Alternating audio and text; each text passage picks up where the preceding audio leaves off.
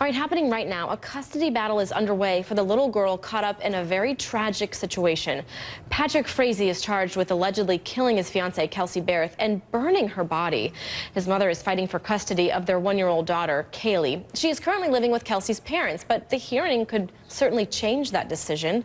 Also, prosecutors are asking a judge to stop the release of statements Frazee made to child welfare workers, according to the Colorado Springs Gazette. They apparently could back up claims from Frazee's alleged mistress, who claimed he told her Kelsea Berreth was abusive towards the couple's little girl.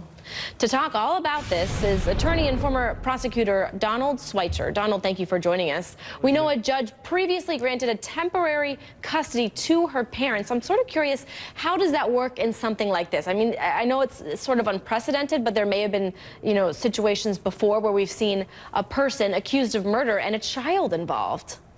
Yeah, Elizabeth, whenever somebody's accused of committing violence on a parent, those are good grounds for a court to take custody away from that parent and give the children to either a family member or a foster parent. In this case, you got Mr. Frazee, who's charged with murder, first-degree murder. It's a logical thing for the court to say, you're not safe to be around this child. If you commit murder against the mother, then you're potentially violent against the child. So that's kind of the logic there.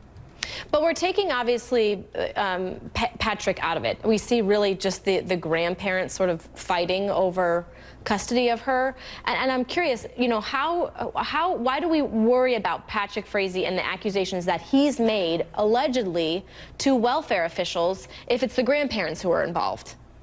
Yeah, so, Elizabeth, one thing I want to say here is that in custody battles, or in family court, there are always going to be claims that there's abuse, and the Department of Children and Family Services is contacted and there's allegations. Those are just allegations. What the court wants to do is put this child with somebody that's safe, that somebody is loving, and they're always going to look for somebody that's close in the family, like a grandparent, and that's what's happened here.